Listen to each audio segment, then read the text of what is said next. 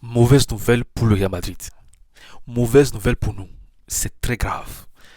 Le Real va affronter Villarreal à l'extérieur. Je dis bien à l'extérieur.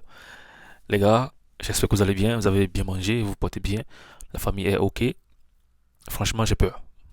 Demain, samedi, 21h, temps d'Europe, le Real va affronter Villarreal à l'extérieur.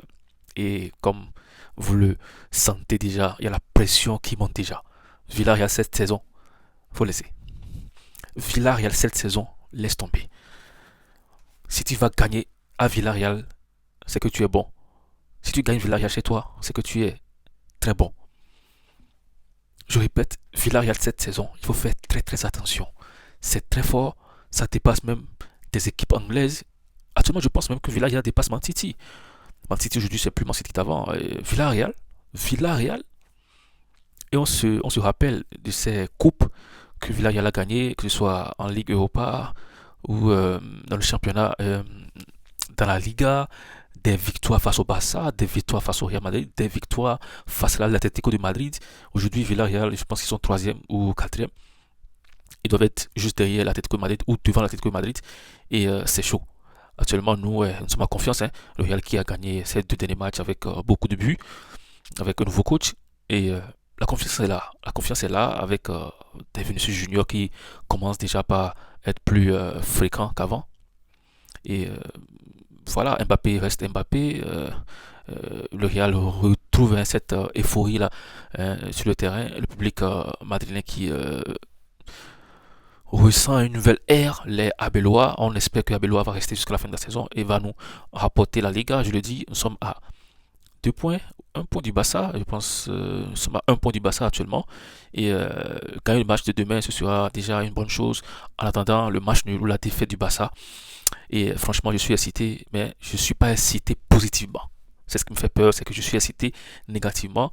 Et j'ai peur, franchement, j'ai peur. Mais voilà, j'ai confiance. Hein. Comme je l'ai dit, Abellois insuffle quelque chose de nouveau. Il redonne une certaine confiance à Daguilet. Mbappé, lui, quel que soit le coach, il est toujours bon. Vinicius Junior, qui, sous Abellois, est en train de. C'est pas. Il est en train de changer. Voilà. On retrouve un peu le versus d'avant, même si ça doit être un peu plus régulier. Ça c'est la régularité hein, qui pose problème avec Vinicius Junior. Bellingham, lui, il fait du Bellingham, il fait de très bons matchs, même s'il est souvent euh, hors caméra, hein, on ne le voit pas souvent, mais il fait quand même de très bons matchs. Aujourd'hui, la chaîne défensive avec Asensio et Oysen, c'est pas mal, même si je préfère.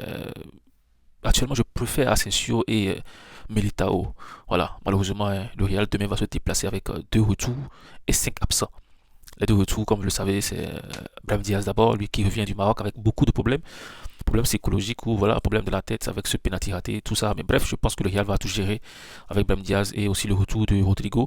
Rodrigo qui était déjà titulaire avant sa blessure. Aujourd'hui, on a Massantolo côté droit qui est très bon. On ne sait pas si voilà, le retour de Rodrigo va faire banquer Mastantuono. Reste à voir. On va voir comment Abelou va gérer cette équipe, mais cette pression des deux joueurs. Bon, bref, les absents, c'est quand même de grande taille. Hein. Rudiger, Militao, Fernand Mendy, Trent Alexander-Arnold et Chouameni. Voilà, Chouameni, lui, c'est une suspension. Il est apte, mais c'est une suspension. Suspension de plusieurs cartons jaunes. Bon, ça va.